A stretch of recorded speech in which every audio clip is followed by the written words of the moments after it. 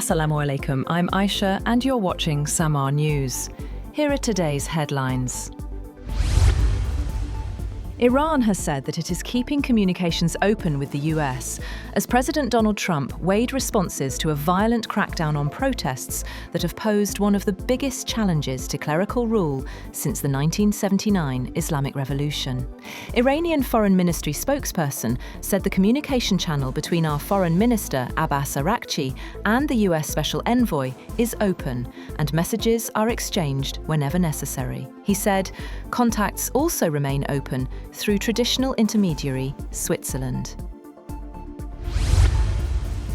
Iran has warned the United States that it will retaliate against any attack. Iran's parliament speaker, Mohammad Baqer Qalibaf, said Tehran would strike back against Israel and US military bases in the region if Washington launches any military action. The warning comes as Israel remains on high alert amid concerns of a possible US intervention linked to ongoing nationwide protests in Iran. Meanwhile, the European Union says it is ready to move ahead with tougher sanctions on Iran. The statement minutes apart from Iran's foreign minister, Sayed Abbas Araqchi's address to foreign diplomats in Tehran, in which he said the situation in the country was under total control after a spike in protest-related violence. Araqchi accused armed groups of infiltrating demonstrations and blamed the United States and Israel for exploiting the unrest. He said internet access would be gradually restored and that the government was engaging protesters and merchants to address economic grievances. President Donald Trump has again said he wants the United States to take control of Greenland, citing national security risks from Russia and China in the Arctic. Speaking to reporters aboard Air Force One, Trump said Washington needed full ownership of the Danish territory. A truck ploughed into a crowd gathered in Los Angeles to show support for Iranian protesters. The KNBC news outlet reported that hundreds of people marched in Westwood, a Los Angeles suburb. It was not clear if there were any injuries. Norway has announced a $400 million support package for Ukraine. Norwegian Foreign Minister Espen Barth Eide said half the funds would go toward urgent power grid repairs and gas purchases as Ukraine battles severe winter conditions. He also called for increased sanctions pressure, saying Russia has failed to meet its strategic goals.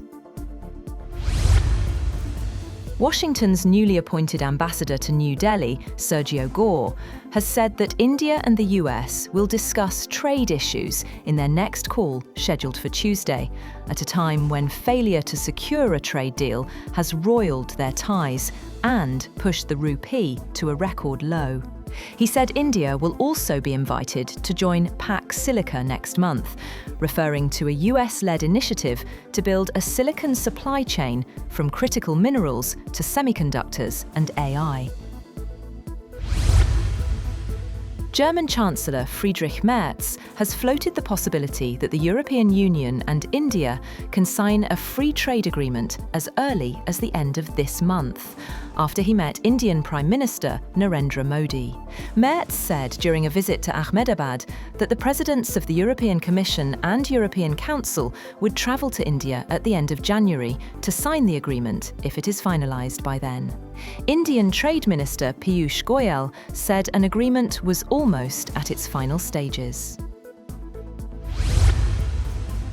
A Japanese mining ship has departed for a remote coral atoll to probe mud rich in rare earths, part of Tokyo's drive to curb its reliance on China for critical minerals as Beijing tightens supply. The month-long mission of the test vessel Chikyu near Minamitori Island will mark the world's first attempt to continuously lift rare earth seabed sludge from 6 kilometers deep onto a ship. Japan, like its Western allies, has been reducing its dependence on China for the minerals vital to the production of cars, smartphones, and military equipment. Global smartphone shipments have risen 2% year-on-year in 2025, lifted by stronger demand and economic momentum in emerging markets. Counterpoint Research said Apple led the market with a 20% share, the largest among the top 5 brands, supported by solid demand in emerging and mid-sized markets and strong sales of the iPhone 17 series. It said manufacturers pulled shipments forward early in the year to get ahead of tariffs, but the effect eased as 2025 progressed, leaving second-half volumes largely unaffected. Gold prices have surged about 2% to an all-time high of $4,600 per ounce, while silver also set a new record as a criminal probe by the Trump administration into Federal Reserve Chair Jerome Powell sent investors scuttling back into the safe haven. Spot gold jumped 1.9% to $4,596.05 per ounce, after hitting a record high of $4,600.33 earlier in the session. U.S. gold futures for February delivery gained 2.3% to $4,606.20.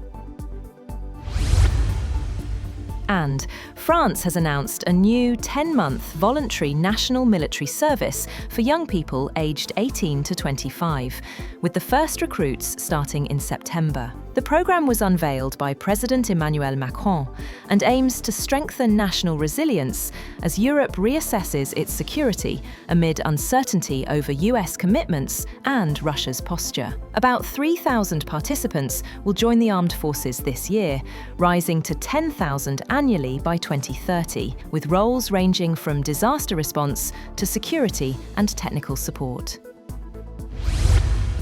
That's all for now. For more updates, visit www.samaa.tv. Thank you for watching SAMAA News.